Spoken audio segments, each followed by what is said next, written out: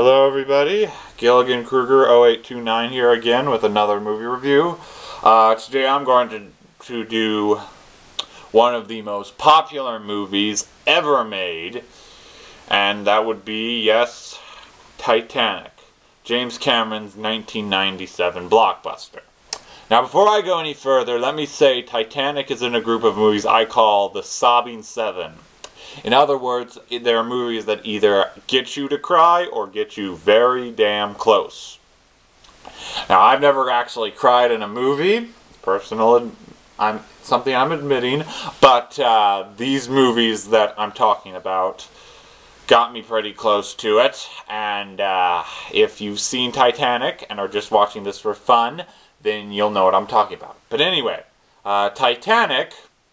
We start out in 1997, where during an unearthing of the Titanic for treasures, a woman who's watching it on TV recognizes a picture found as her back in the day.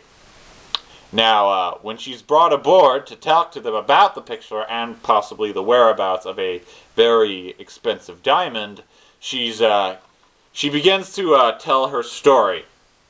Now, we're back in 1912, where we meet a younger version of her, played by Kate Winslet, who is engaged to a corporate billionaire, Billy Zane. Now, while they're boarding the Titanic at the same time, a poor immigrant, that might be a bit offensive the way I say it, but that's how I'm saying it, played by Leonardo DiCaprio, won a ticket to get onto the Titanic in a poker game. Now, the footage on the Titanic already is amazing. It's great to look at. Very good, good cinematography. Well worth the Academy Awards it's won, but back to the story. Now, once on board, DiCaprio meets Winslet. They immediately get into a relationship. And they began seeing each other, and, well, you know, but things go on for a few days. She's hiding from her fiancé in secret. But, eventually, we all know what happens to the Titanic, and we hit an iceberg.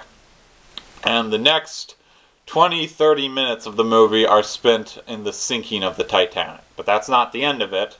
The end is after, when we see the elder version of the woman, who's played by Gloria Stewart, forgot to mention that, is reminiscing on what has happened.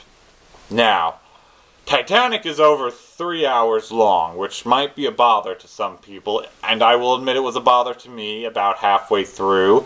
Some of the scenes were, I thought, kind of dry. And I was thinking, get on with it, just hit that iceberg. No, that's a terrible thing for me to say, but that was how I was thinking first time I saw this.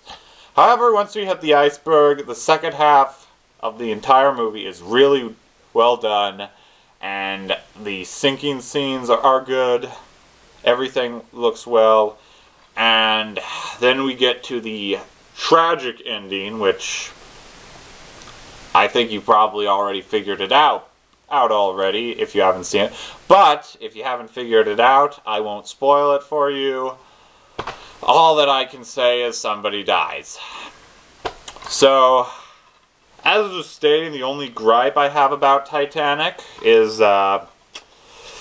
during the middle segment where it gets a bit dry every now and then, and I'm like, get on with it, get on with it. But other than that, I really can't say anything bad about this movie. Everything's well, the direction, acting, dialogue. So, yes, Titanic gets a very high rating. I'm giving it 4.5 stars out of 5. You can get all my movie reviews on my YouTube channel, Gilligan Kruger 0829. Until next time, I'll try to get some more movie reviews up. And peace.